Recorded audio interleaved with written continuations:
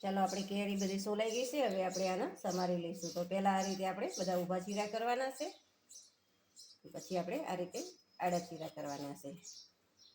એટલે આપણે કેરી સરસ બધું પણ નીકળી જાય અને ટુકડા પણ બહુ સરસ થાય છે. આ રીતે કરીએ છીએ તો આ રીતે આપણે બધી કેરી સમારી લેવાની છે.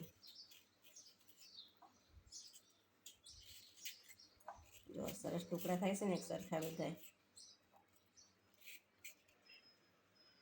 ચાલો આપણે કેરી બધી સમારી લીધી છે. તો હવે આપણે કેરીનો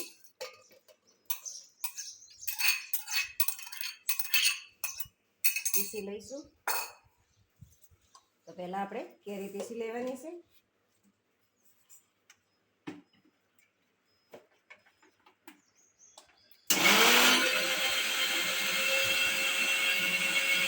થઈ ગઈ છે.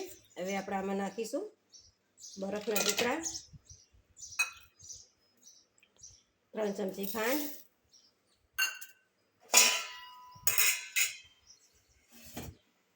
2 થી 2.5 ગ્લાસ જેટલું આપણે દૂધ નાખવાનું છે. દૂધ આપણે વધારે નાખવું હોય તો પણ નાખી શકાય. કાજુ બદામનો ભૂકો નાખીશું.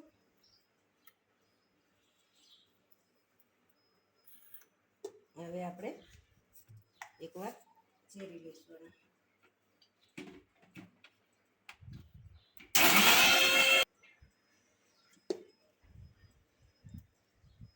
ચાલો આપણું મેંગો મિલ્કશેક તૈયાર થઈ ગયું છે. જો એકદમ કટનો સરસ થઈ ગયો છે.